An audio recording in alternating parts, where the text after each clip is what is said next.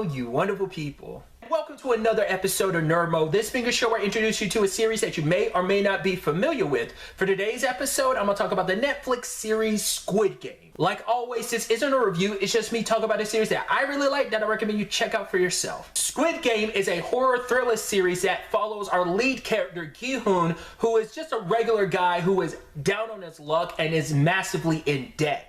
Though there are extenuating circumstances that have led to it, for the most part, his misfortune is brought upon himself by his gambling addiction. When offered an opportunity, Gi-hoon, as well as 455 other participants who are in similar financial situations as Gi-hoon, will participate in a set of games. 6 games across 6 days for the grand prize of 45.6 billion won. What initially starts as the competitors playing an innocuous kids game, the true horrors are soon revealed to them that the price for losing these games is death. In these death games, which are filled with greed and betrayal, where alliances are formed and broken, who will survive and claim the prize? The story at its core is a character study as well as societal study. There's a larger conversation about the gap that exists between the rich and the poor and how far people who feel like they have no choice are willing to go and what they are willing to do when they are desperate. Yes, the contestants are given the option on whether or not they want to participate in these events or not, but once again, these are desperate people who feel like whatever is waiting for them on the outside world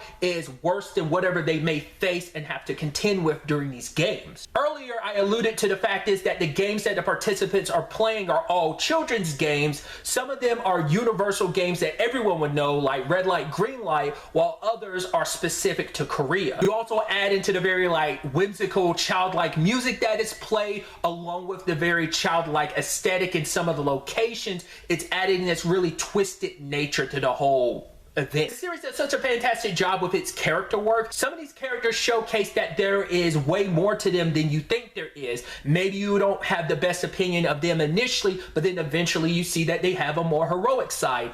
Others might start off a little more good nature, but then become twisted more and more as the games progress. And then finally, there's characters who started despicable and just end up staying despicable. For the most part, this series is this tense heartbreaker, always keeping you tense and on edge, never knowing what the results of these games are going to be and who's going to end up surviving. The more sympathetic characters that you come to start to like and feel for, when they bite the dust, it rips you apart. Squid Game concludes with its 3rd and final season on June 26th. But really, that's all I wanted to talk about. Till the next time we meet, be happy, be safe, live life to the fullest, and enjoy it.